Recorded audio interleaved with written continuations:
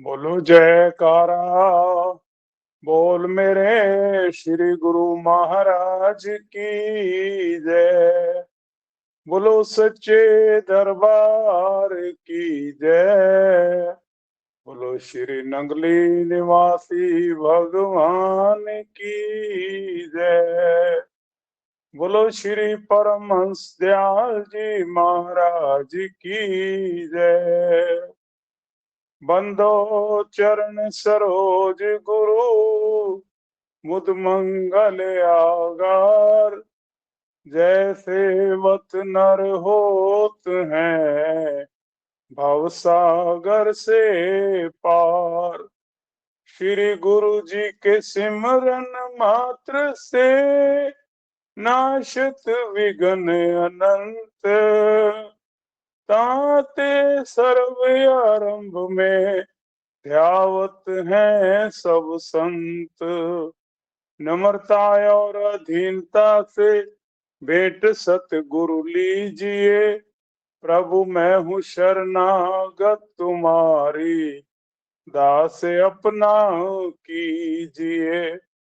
प्रभु मैं हूँ शरणागत तुम्हारी चरणों में रख लीजिए। बोलो जयकारा। बोल मेरे श्री गुरु महाराज की जय। सकल जगत वंदनीय आध्यात्मिक सम्राट शाहे विलायत दादा गुरुदेव स्वामी परमहंस दयाल जी महाराज एवं प्रातः स्मरणीय हृदय सम्राट मेरे श्री नंगली निवासी भगवान जी के परम पावन चरण कमलों में उपस्थित अर्चनीय वंदनीय पूजनीय संत महापुरुष एवं श्री सतगुरुदेव भगवान जी की परम प्यारी संगत। अमृत वेला में हम प्रभु का गुणगान करने के लिए यहाँ एकत्रित हुए हैं। ये उन्हीं की कृपा है, ये उन्हीं का आशीर्वाद है कि हम इस कलयुग के व्यस्त समय में भी कुछ समय श्री गुरु महाराज जी की लीलाओं को वर्णन करने के लिए यहाँ एकत्रित हो जाते हैं। श्री गुरु महाराज जी ने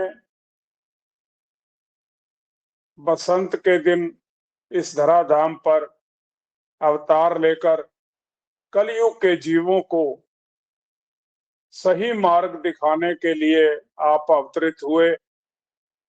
कली कुटिल जीवन निस्तारण को स्वामी संत रूप धर के आत्म को दर्शावत मल धोए तन मन के।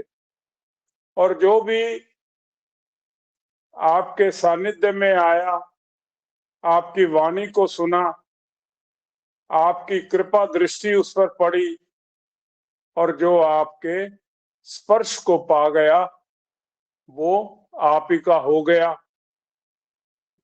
ऐसा कोई भी नहीं जो श्री गुरु महाराज जी के निकट आया हो और उनके महान व्यक्तित्व से प्रभावित ना हुआ हो।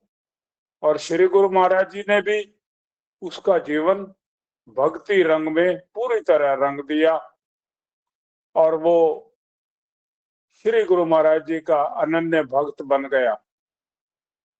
श्रीमद् भागवत गीता में 9वें अध्याय के 22वें श्लोक में बहुत सुंदर लिखा है, जो लोग अनन्य भाव से मेरे दिव्य स्वरूप का ध्यान करते हुए निरंतर मेरी पूजा करते हैं, उनकी जो आवश्यकताएं होती हैं उन्हें मैं पूरा करता हूं और जो कुछ उनके पास होता है उसकी रक्षा करता हूं।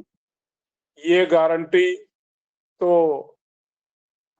द्वापर में भगवान राम जी, द्वापर में भगवान कृष्ण जी ने ली और कलयुग में श्री गुरु महाराज जी ने पुकार कर कहा, आओ मेरी शरण में आ जाओ, ये मेरा जिम्मा है, मैं तुम्हारा बेड़ा पार कर दूंगा। ऐसा कौन कह सकता है? वही जो कि परिपूर्ण हो और जो इस सकल जगत को चला रहा हो। तो आज हम कुछ ऐसे महापुरुषों के विषय में भी बात करेंगे जो श्री गुरु महाराज जी के अनन्य भक्तों में गिने जाते हैं। हालांकि उनके निकट तो जो भी आया और आज भी जो श्री नंगली दरबार में आता है, श्री गुरु महाराज जी के पावन दर्शन करता है तो वो धन्य हो जाता है। और उसके साथ जो लीलाएं होती हैं तो वो उसको सदा सदा के लिए इस पावन दरबार का सेवक बना देती हैं। आपने श्री स्वरूप दर्शन में पढ़ा होगा, एक दफा श्री गुरु महाराज जी विराजमान थे तो उनके पलंग के चारों तरफ संत महापुरुष बैठे थे और श्री गुरु महाराज जी विशेष उपदेश कर रहे थे। तो श्री गुरु महाराज जी ने संत महापुरुषों से एक प्रश्न कर लिया और कहा कि बारी बारी सब अपना अपना उत्तर दो। तो प्रश्न क्या था कि क्या आपने ईश्वर को देखा है? तो सभी ने अपने अपने भाव प्रकट करते रहे। हाँ जी, हम कोशिश कर रहे हैं, हम इस मार्ग पर आए हैं कि हम ईश्वर का दर्शन कर लें। तो इस प्रकार जब ये प्रसंग चल रहा था तो जब स्वामी अभेदानंद जी महाराज की बारी आई तो उनसे पूछा कि क्या आपने कभी ईश्वर को देखा है? तो उन्होंने हाथ जोड़कर विनती की, प्रभु जी, जब से आपकी शरण में आए हैं तब से हमें तो कभी ये इच्छा ही नहीं रही ईश्वर को देखने की, या कोई ईश्वर और भी है आपके सिवा। तो ऐसा ही शिष्य को होना चाहिए, अपने गुरु को ईश्वर के समान समझे और उसकी पूजा अर्चना करके उस पर अपना विश्वास को कायम रखे। ऐसे ही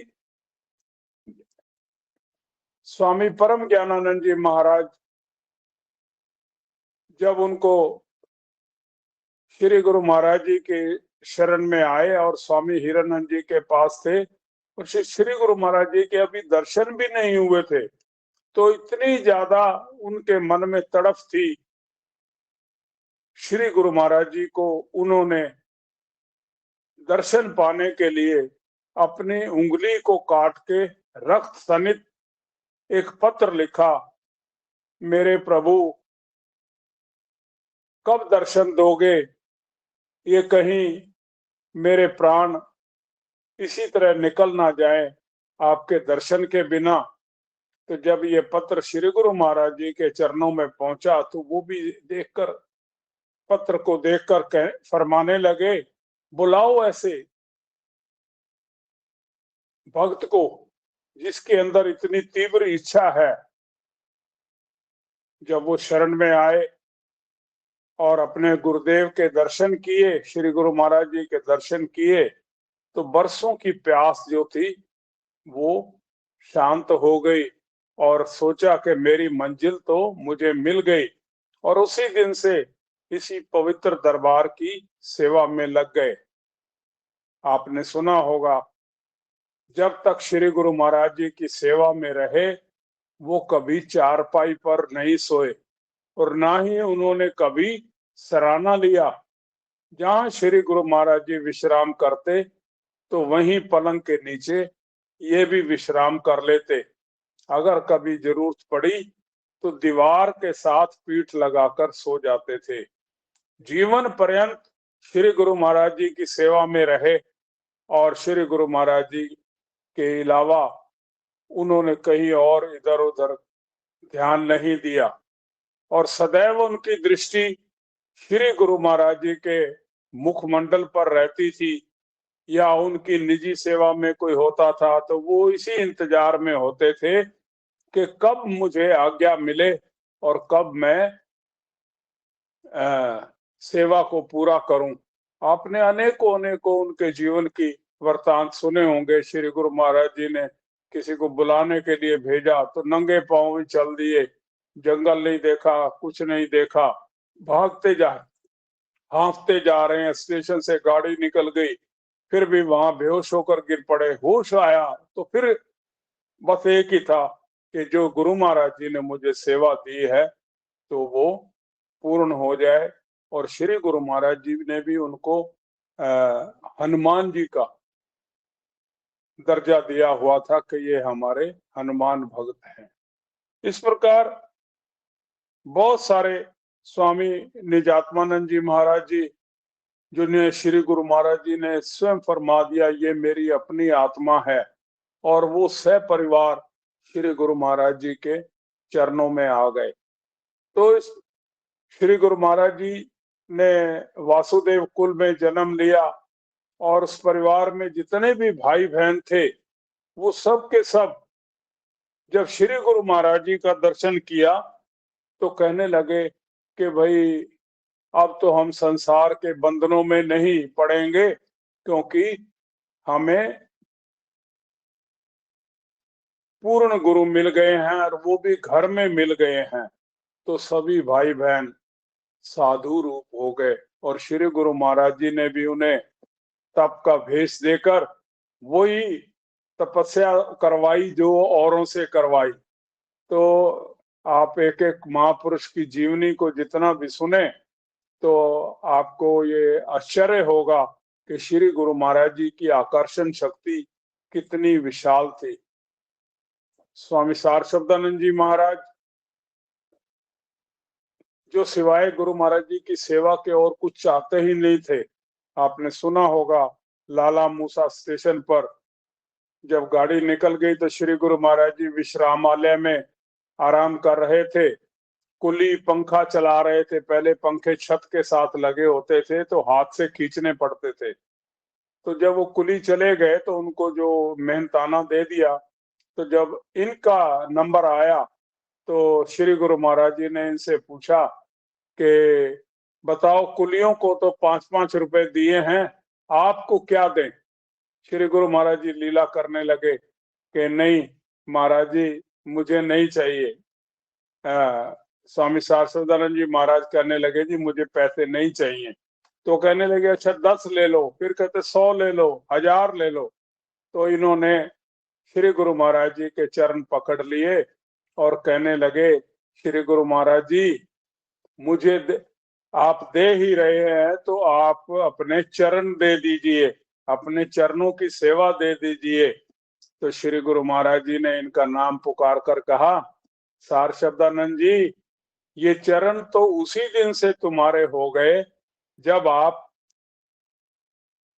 इस दरबार में आए, तब से ही आप इन चरणों के हकदार हो गए हो। मेरे सतगुरुदेव भगवान जी ने हजारों हजारों संत महापुरुषों को अपनी शरण में लिया और इस कलयुग में जीवों के कल्याण के लिए उनको कहा।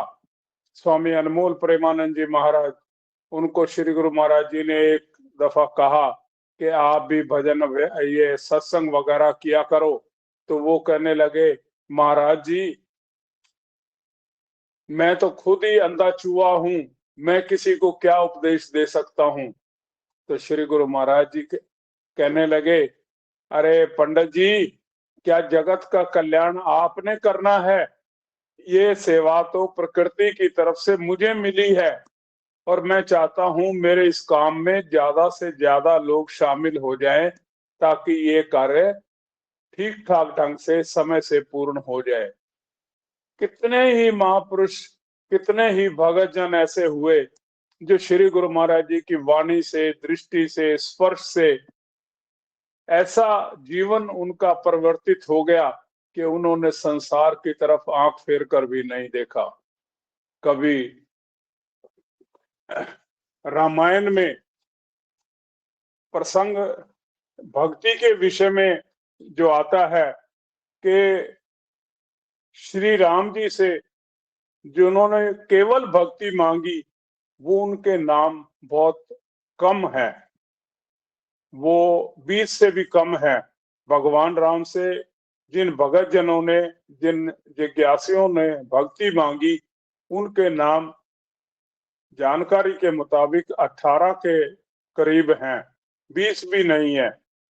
राजा दशरथ जी, विश्वामित्र जी, हनुमान जी, दे रूपम ते दासम, शंकर जी, बार बार वर मांगू देहो, केवट जी, शरभंगु ऋषि, शबरी, विभीषण, सुग्रीव, सुतीक्षण जी, अहिल्या, मुनि भारद्वाज जी, मुनि अगस्त जी, काकभूषणी जी, भरत जी, अत्रि ऋषि जी, जनक जी और जटायु जी, इन्होंने जब भी भगवान के चरणों के निकट आए, का जीवन में भगवान राम का संपर्क हुआ, तो इन्होंने मूल रूप से केवल भक्ति को मांगा। और हमारे श्री गुरु महाराज जी ने तो ये खजाना खोल दिया। आप रोज आरती में पढ़ते हैं, भक्ति दान मोहे दीजिए गुरुदेवन के देव, और कछु ना चाहिए निस दिन तुमरी सेव। इस प्रकार अनेकों अनेकों उदाहरण हैं, कहाँ तक वर्णन किया जाए। रामायण में एक बहुत सुंदर प्रसंग आता है अनन्य भक्ति का। भगवान राम अगस्त मुनि जी के एक शिष्य हुए सुतीक्षण जी, वो रिश्ते में अगस्त मुनि के छोटे भ्राता भी थे। जब उन्होंने अपनी शिक्षा पूरी कर ली, गुरुदेव से गुरुकुल से जाने लगे, तो सभी शिष्य विदा हुए, तो उन्होंने अपने गुरुदेव को कहा, गुरुदेव मेरी शिक्षा तभी पूर्ण होगी जब आप मुझसे गुरु दक्षिणा लोगे, बताओ मैं क्या आपको गुरु दक्षिणा दूं। तो ये रोज का संवाद चलता था। गुरुदेव कहते थे, नहीं तू मेरा शिष्य भी है और छोटा भाई भी है, तू क्या दक्षिणा देगा, रहने दो। तो करते करते ये भी रोज पहुंच जाते, गुरुदेव मुझको दक्षिणा देनी है, गुरु दक्षिणा देनी है, मैंने आपसे विद्या ग्रहण की है, अन्यथा मेरी विद्या फलवती नहीं होगी। तो एक दफा गुरुदेव को जब इन्होंने ये पुकार की, तो उन्होंने कहा, अच्छा सुतीक्षण, तुमने गुरु दक्षिणा देनी है? कहते जी महाराज जी। कहते मुझे ब्रह्म के दर्शन करवा दो। गुरुदेव शिष्य को कह रहा है कि मुझे परमात्मा के दर्शन करा दो। तो वो सुतीक्षण जी प्रणाम करके चल दिए और कहने लगे, गुरुदेव मैं आपके पास तभी आऊंगा जब मैं आपको ब्रह्म के दर्शन करवा दूंगा। और वो भगवान राम जी का, नारायण का अनन्य उपासक था, इसके अलावा कभी किसी का ध्यान नहीं किया था। तो वो जाकर अनन्य भक्ति में लीन हो गया। उसकी भक्ति की जो प्रेम की दशाएं हैं, उसका विशेष वर्णन आता है। कभी रोता है, कभी चलने पर लग जाता है, कभी पेड़ के साथ लग के बैठ जाता है, लेकिन आंखें बंद करके प्रभु के ध्यान में मस्त रहता है और भगवान राम की सुंदर छवि को अपने हृदय में धारण किए हुए भजन में लीन था। एक पेड़ के नीचे बैठा हुआ था, ध्यान कर रहा था। उधर से भगवान राम भी अगस्त ऋषि का आश्रम ढूंढते हुए उधर से निकले, तो देखा कि मेरा शिष्य सुतीक्षण यहाँ बैठा हुआ है। उसको आवाज दी, सुतीक्षण आंखें खोलो, जिसको आप अंदर देख रहे हो वही मैं बाहर आ गया हूँ। लेकिन सुतीक्षण आंखें नहीं खोली उसने, कि कहीं जो मैं दृश्य देख रहा हूँ ये समाप्त ना हो जाए। तो भगवान राम ने सोचा कि मेरा शिष्य बहुत भक्ति में लीन है, ये ऐसे नहीं हटेगा। तो उन्होंने उसके जो अंदर दृश्य देख रहा था, उस दृश्य को ही बदल दिया और वो चतुर्भुज रूप में सामने आ गए। तो जैसे चतुर्भुज में रूप में आए, तो देखकर वो हैरान हो गया कि ये तो वही है जिनका मैं ध्यान कर रहा था। तो फिर उसके पश्चात उन्होंने भगवान राम की पूजा अर्चना की, जो वर मांगने थे वो मांगे अस अभिमान जाए जन भोरे, मैं सेवक रघुपति पति मोरे।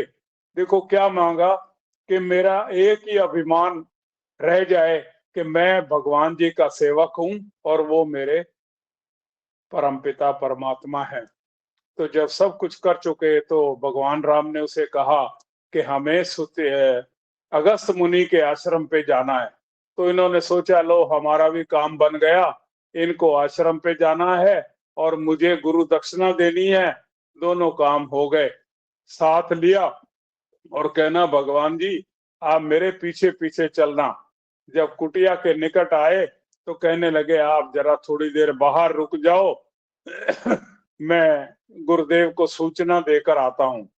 अंदर गए और अगस्त मुनि जी से कहने लगे गुरुदेव मैं आपको ब्रह्म के दर्शन कराने के लिए और गुरु दक्षिणा के लिए आया हूँ। तो गुरुदेव बहुत प्रसन्न हुए और बाहर गए और भगवान जी को राम जी को ले आए और भगवान अगस्त मुनि जी के सामने जब उन्होंने दर्शन किए उनकी गुरु दक्षिणा पूरी हो गई और अगस्त मुनि जी को भी प्रसन्न हुए क्योंकि भगवान राम जी ने भी उनसे कुछ अस्त्र शस्त्र विद्याएं सीखनी थी तो वो हो गया। अब देखो एक शिष्य किस प्रकार अपने गुरु को भी भगवान से मिला देता है, ये अनन्य भक्ति है। अनन्य भक्ति का अर्थ ये है कि जिसकी आप पूजा कर रहे हैं आपके मन में कोई दूसरा भाव नहीं आना चाहिए, जो कुछ भी प्राप्त होगा उन्हीं से होगा और वही मेरे सर्वेश्वर हैं। ऐसे ही हम श्री नगली निवासी भगवान जी के चरण कमलों में सदैव सदैव विनती करते हैं कि हमारा विश्वास सदैव आपके श्री चरणों से जुड़ा रहे और हमारा जीवन की बागडोर आपके हाथों में ही रहे। बोलो जयकारा, बोल मेरे श्री गुरु महाराज की जय। आइए